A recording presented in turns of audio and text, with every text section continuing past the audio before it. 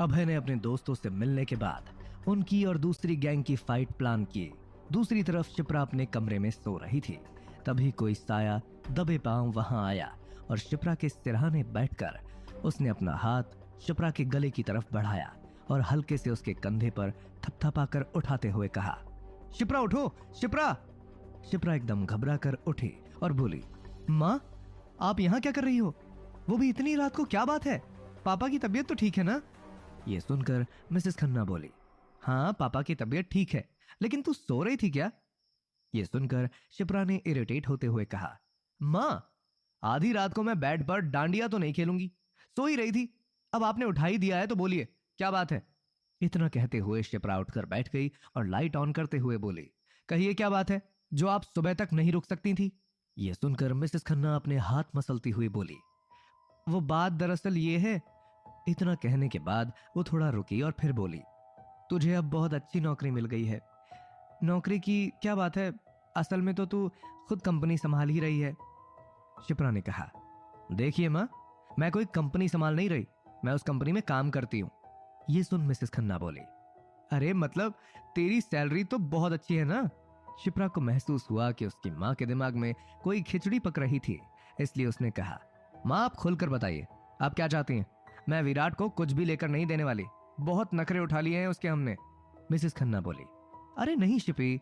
शिपी ये नाम अपनी माँ के मुंह से सुनकर शिप्रा को पक्का विश्वास हो गया कि अब तो उसकी माँ के मन में कुछ न कुछ बड़ी बात है। इसलिए उसने सोचा शांत रहते हुए सब कुछ सुनने में ही समझदारी है, और वो चुपचाप बैठ गई। तो मिसेस खन्ना आगे बोली, देख कल है ना तेरे चाचा और चाची आ रहे हैं। परसों उनका फोन आया था तो उन्होंने बताया था उनके बेटे सूरज को बहुत बड़ी कंपनी में बड़ी जॉब लगी है। कंपनी ने उसे गाड़ी बंगला सब दिया है। तो मैंने भी तैश में आकर कह दिया कि हमारी शिप्रा को भी बहुत बड़ी जॉब मिली है। जॉब क्या, वो तो खुद अकेले ही एक कंपनी संभालती है, उसके पास भी बड़ी गाड़ी है। ये सुनकर शिप्रा ने अपने सर पर हाथ मारते हुए कहा, इनमें से हमारे पास कुछ भी नहीं है, आपका झूठ है, आप ही भुगतो। मिसेस खन्ना ने शिप्रा को विनती करते हुए कहा, प्लीज इस बार संभाल लो, मैं फिर किसी के सामने ऐसी डींगे नहीं हाँकूंगी। शिप्रा ने झुंझलाते हुए कहा, सॉरी माँ, मैं ऐसे किसी भी प्लान में आपका साथ नहीं दे सकती, और अभी आप जाओ, मुझे कल ऑफिस में बहुत काम है। मिसेस खन्ना की सारी उम्मीद पर पानी फिर गया था। वो वहां से उठकर चली गई, लेकिन पूरी रात वो इसी उधेड़ बुन में लगी रही कि किस तरह से अपनी बात को सच साबित कर सकती थी। उन्होंने सोचा सुबह वो फिर शिप्रा से बात करेंगी, हो सकता है वो मान जाए। अगली सुबह सभी नाश्ते की टेबल पर आ गए थे। अभय रोज की तरह किचन में अपना काम कर रहा था।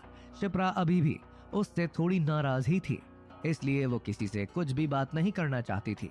उसने अपना नाश्ता खत्म किया और ऑफिस के लिए निकल ही रही थी।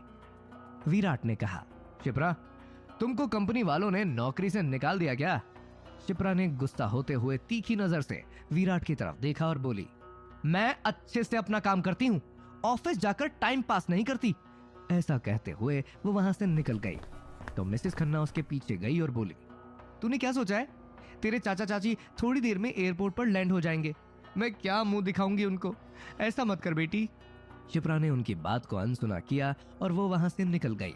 पीछे से अभय ने आकर मिसेस खन्ना से कहा, अगर आपको कोई प्रॉब्लम ना हो तो मैं चाचा चाची को लेने चला जाता हूँ। ये सुनकर मिसेस खन्ना का चेहरा खुशी से खिल उठा। वो अभय से बोली, मैं जानती थी एक दिन तुम ही मेरे काम आओगे, कंपनी की सबसे बेस्ट गाड़ी लेकर जाना उनको लेने के लिए। और इतना कहने के बाद उन्होंने अभय को बताया कि उन्होंने चाचा चाची से क्या कहा था। अभय ने कहा वो ऑफिस से डायरेक्ट उनको लेने चला जाएगा और ऑफिस की बड़ी कार लेकर जाएगा ताकि उन लोगों को इम्प्रेस किया जा सके। मिसेस खन्ना ये सुनकर काफी खुश हो गई और बोली, मुझे फोन करके बताना क्या हुआ, ठीक है? आमतौर पर अभय क्या करता था, इससे मिसेस खन्ना को कोई लेना देना नहीं होता था, लेकिन आज चूंकि उनका काम था इसलिए वो अभय से इतनी प्यार से बात कर रही थी। अभय जब ऑफिस के लिए निकला तो उसे टोनी का फोन आया और उसने कहा, अभय तू जहां भी है तुरंत ऑफिस में पहुंच, बहुत ही ज्यादा जरूरी काम है। अभय ने पूछना चाहा कि ऐसी क्या बात थी, लेकिन अभय कुछ कहता उसके पहले टोनी ने फोन काट दिया था। अभय ने कुछ सोचा और फिर अपने छोटे भाई सुमित को कॉल लगाया और बोला, तुमको एक खबर निकालने को कहा था, वो काम हो गया हो तो सारे सबूत मेरे पास भेज देना। सुमित ने कहा, ओके, आपके नंबर पर सब भेज रहा हूँ, काम हो गया है। सुमित से बात होने के बाद जब अभय ऑफिस पहुंचा तो उसने देखा अभिषेक चौधरी की गाड़ी पार्किंग में खड़ी थी। उसे तुरंत ही सारा माजरा समझ में आ गया था कि टोनी ने उसे इतनी जल्दी में ऑफिस क्यों बुलाया था। वो लिफ्ट की तरफ भागा, लेकिन लिफ्ट को आने में देर लग रही थी, इसलिए वो दो सीढ़ी लांघता हुआ शिप्रा के कैबिन की तरफ भागा और शिप्रा के कैबिन के पास वहां पहुंचकर बिना नॉक किए वो अंदर पहुंच गया तो उसने देखा शिप्रा और अभिषेक दोनों साथ में बैठे चाय पी रहे थे। अभय को देखते ही अभिषेक उठकर खड़ा हुआ और बोला, मैं अपनी हरकत पर बेहद शर्मिंदा हूँ। मैं कभी इतना पीता नहीं हूँ। उस दिन पता नहीं क्या हो गया था, मुझे तो याद भी नहीं कि मैंने क्या कह दिया था आपको। अभय बोला, आपने काफी कुछ अपनी मर्यादा को छोड़कर बातें कही थी। इतना कहने के बाद उसने शिप्रा की तरफ देखा ताकि वो ये जान सके कि शिप्रा के दिल में क्या चल रहा था।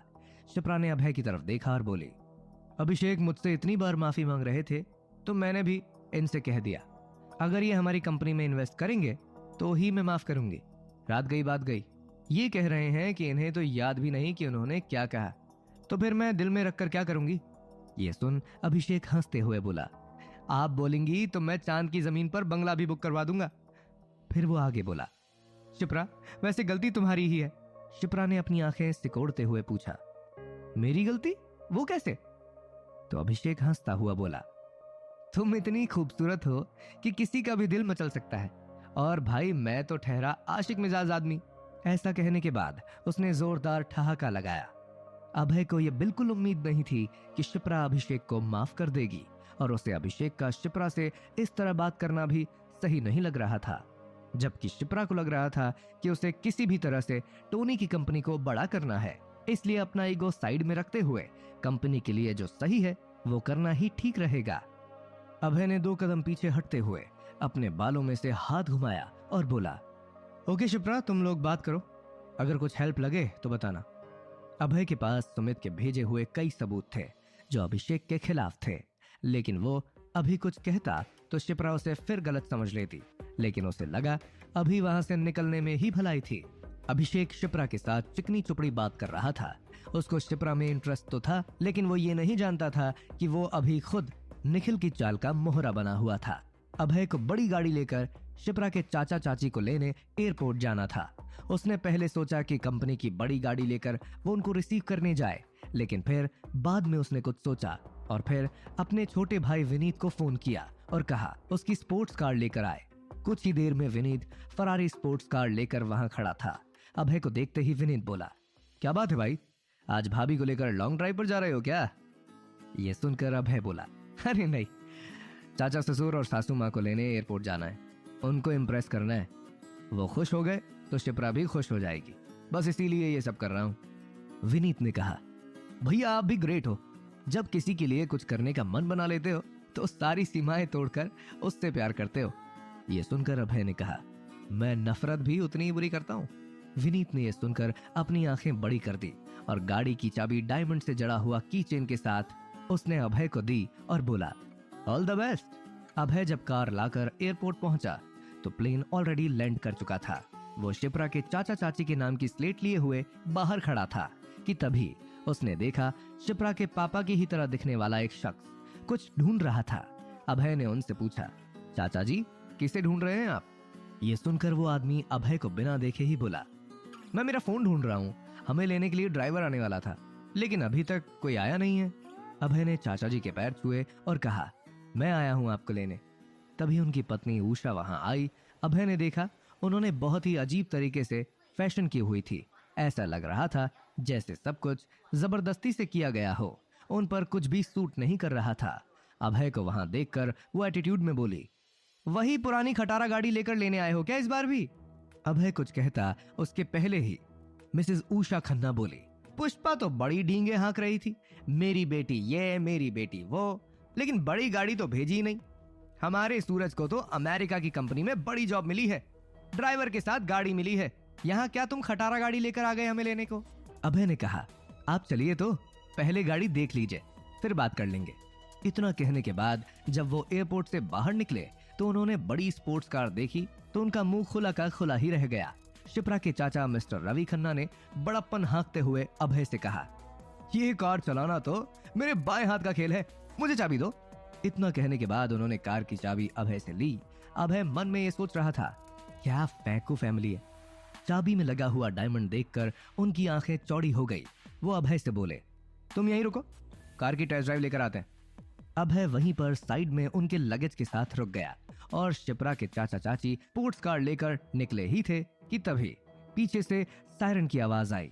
अभय का ध्यान अपने मोबाइल में था, तभी उसके फोन पर अननोन नंबर से कॉल आया। अभय ने जैसे ही वो देखा, घबराहट से उसके हाथ से उसका मोबाइल छूटने ही वाला था। अभय को किसका फोन आया था? शिप्रा के चाचा और चाची अभय की कार चला पाएंगे? क्या अभिषेक चौधरी शिप्रा को फंसा पाएगा? आपको क्या लगता है, क्या होंगे इन सभी सवालों के जवाब? हमें कमेंट में जरूर बताएं और आगे की कहानी जानने के लिए सुनते रहें